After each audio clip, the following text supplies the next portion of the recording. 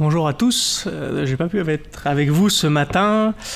Donc Luc Fauvin, je remplace Sébastien Floria qui a participé à la rédaction du guide et qui malheureusement peut pas se joindre à nous.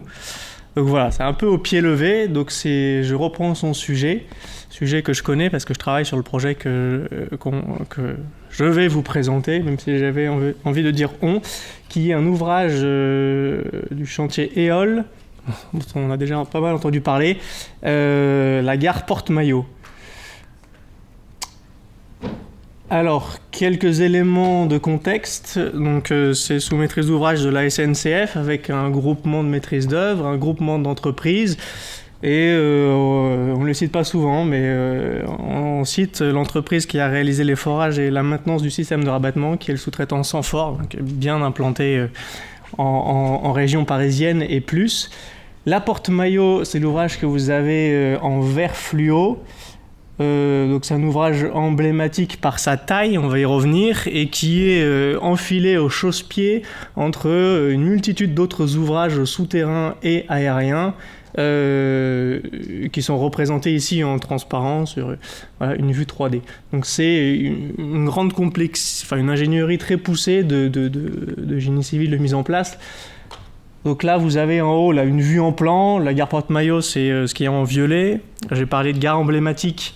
On a les dimensions en haut. Donc c'est 225 mètres, dont 75 mètres qui sont réalisés en traditionnel, qui ont nécessité la mise en place d'un rabattement de nappe.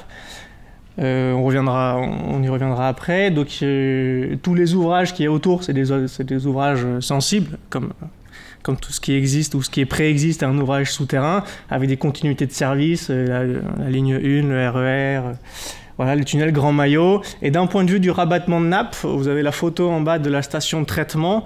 Donc il y a eu à l'initiale 13 puits de pompage, on y reviendra. Il y a une station de traitement avec des bacs décanteurs, une bâche de relevage, donc là il y a 5 bacs. On traitait aussi l'H2S avec de l'injection régulée de peroxyde d'hydrogène et puis un traitement sur charbon actif.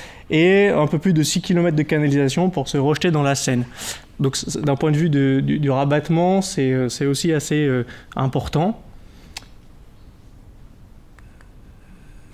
Donc je disais qu'il y avait un besoin de rabattement de nappe parce que la gare Porte-Maillot, elle est divisée, on va dire, en deux.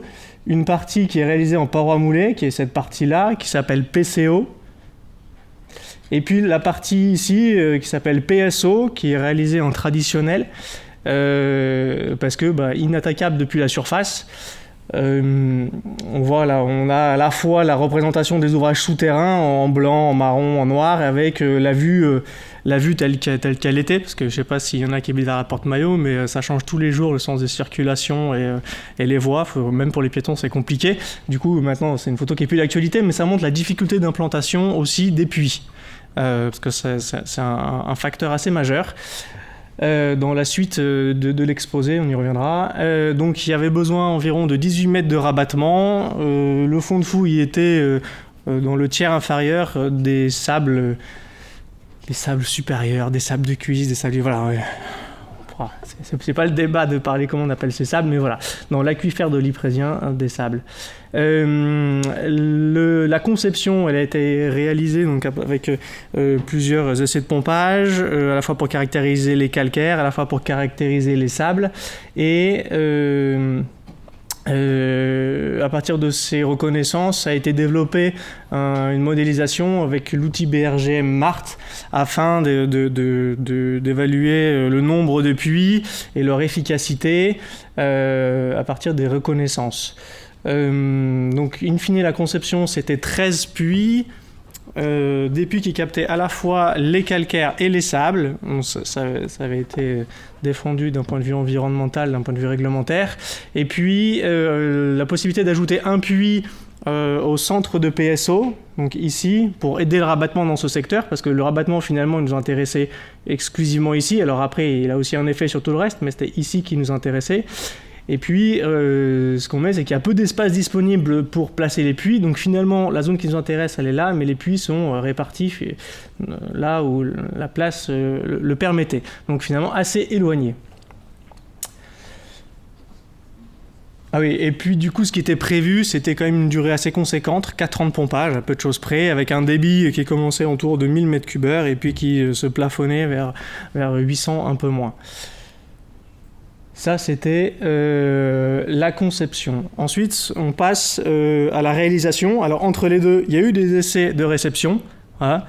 Mais on est en rabattement généralisé, donc on est dans une échelle de temps très longue, donc un essai de réception, il a beau durer 4 jours, une semaine, voilà, tout fonctionne bien, voilà. Mais ensuite, quand on lance le rabattement, ce dont on s'est aperçu au bout de 2-3 mois, c'est qu'il y a un décrochage entre la réalité qui est ici et les prédictions du modèle. Voilà. Et on voit qu'au début, on est assez fidèle, voire même on descend plus vite que ce qui était estimé. Donc là, il faut se dire qu'est-ce qui se passe, où est-ce qu'on va. Donc il y a plusieurs constats. Le premier constat, c'est qu'il y a une forte hétérogénéité. On a des puits, après 2-3 mois, qui pompent 80 m3 et le puits qui est 30 mètres plus loin, il pompe 4 m3. Voilà. Voilà, on comprend pas très bien, il n'y a pas forcément de logique de répartition de ces débits. Tout à l'heure, on parlait de rayon d'action d'un puits, on parlait de débit unitaire estimé. Bon, moi, j'ai envie de dire qu'il faut avoir effectivement des calculs, avoir du bon sens et surtout avoir beaucoup de modestie quand on travaille dans ce genre de milieu, pour pas avoir trop confiance en nous. On a aussi un phénomène de colmatage très important. Ici, on a l'épaisseur de la canne du tuyau d'exor. Et là, on a l'épaisseur du dépôt de fer. Ça, c'est en 3 mois et demi. Voilà.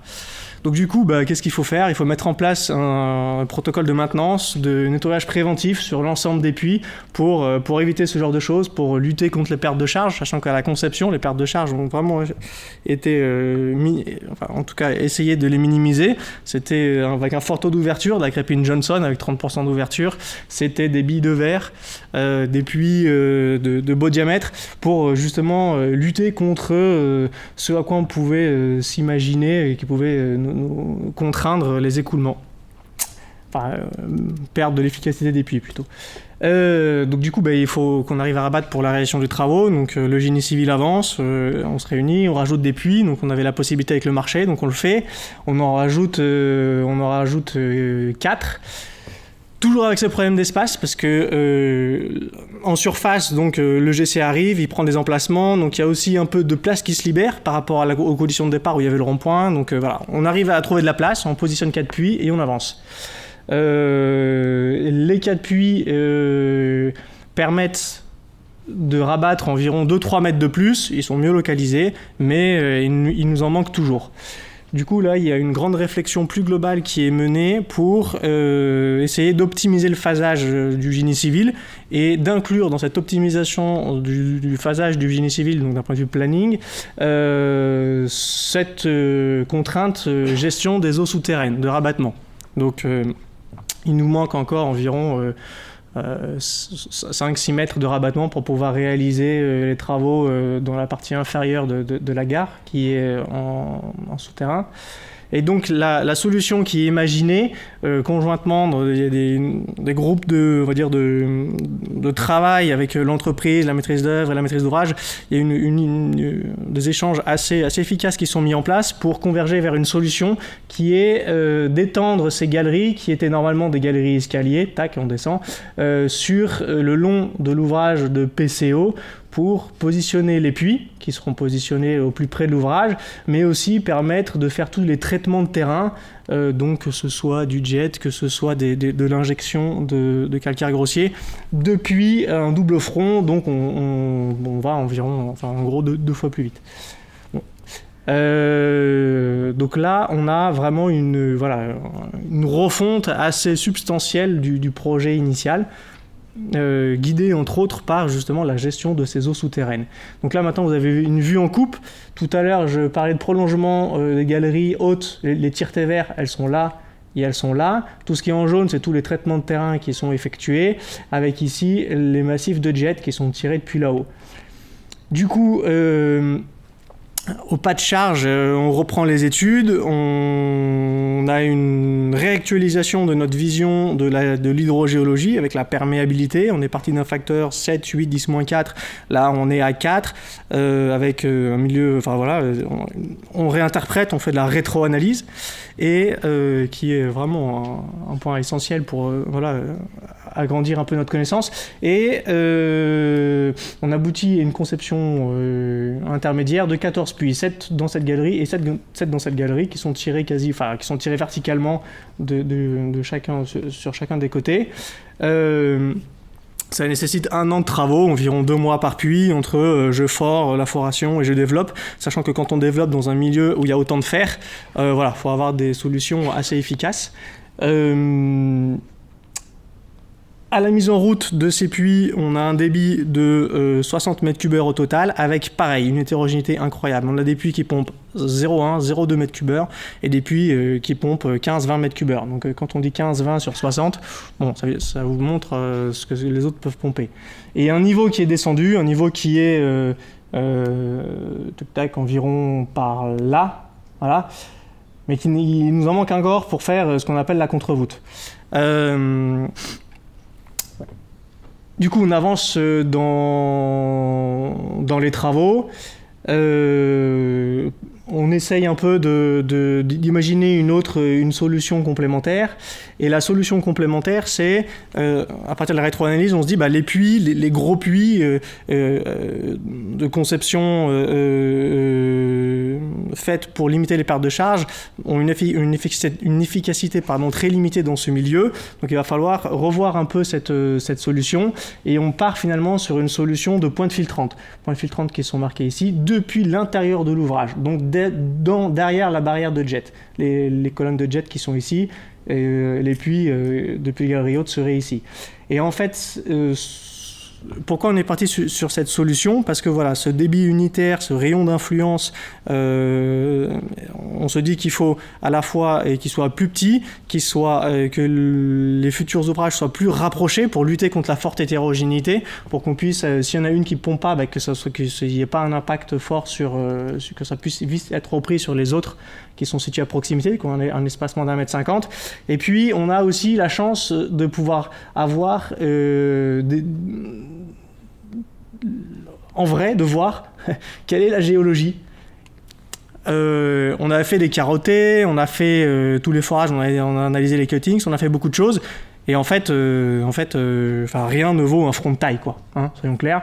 Là-dessus, on voit beaucoup plus de choses que sur les carottés qu'on a pu voir, où en fait, ce dont on s'aperçoit, c'est qu'il y a un litage fait de lignite et d'argile qui perturbe fortement les écoulements. On peut arriver sur des bancs de lignite localement qui font 20-30 cm, durs comme du bois, et qui perturbent très fortement localement les écoulements. Et du coup, on parlait tout à l'heure d'anisotropie.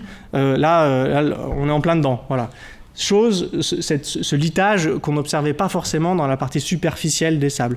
Et pas non plus partout, tous les endroits. Voilà. Donc on a un milieu qui est assez complexe, qui nous embête très fortement. Et donc du coup, la solution des pointes filtrantes permet de contourner, si je puis dire, cette forte hétérogénéité, et le fait de les mettre à l'intérieur au plus proche permet de venir chercher l'eau là où elle nous embête le plus pour la réalisation. En complément des pointes filtrantes donc, qui sont ici, on réalise aussi une tranchée. La tranchée, c'est pas forcément dans un but de drainage au départ, c'est dans un but de récupération de l'eau à la fin. Quand il va falloir arrêter les pointes filtrantes, on va se reprendre des paquets d'eau, et du coup, il va falloir bien l'éliminer pour pas que ça remonte à travers le dernier plot qui sera fait. Donc voilà, il y a toute une articulation entre l'hydrogéologie, le génie civil, la géotechnique, la géologie, voilà, qui fait intervenir tout un collège de réflexion. Pardon. Un point aussi important, c'est que finalement, on a travaillé quasiment tout le temps à débit constant. C'est-à-dire que là, tout à l'heure, je vous parlais des puits qui pompaient 60. Là, on a un débit des pointes filtrantes qui est environ une centaine de mètres cubeurs. Enfin, bon, au début, après un peu moins. Mais globalement, le débit, Donc, tout à l'heure, je vous ai parlé de 800 mètres cubeurs. Dans la réalité, on était plus autour de 350-400. Et on a toujours tourné autour de 350-400, quels que soient les ouvrages qu'on mettait en place. En fait, au lieu d'avoir un rabattement qui était, je sais pas, en chapeau de cow-boy, on avait finalement un rabattement qui était en chapeau chinois, beaucoup plus ciblé, beaucoup plus là où le rabattement était nécessaire.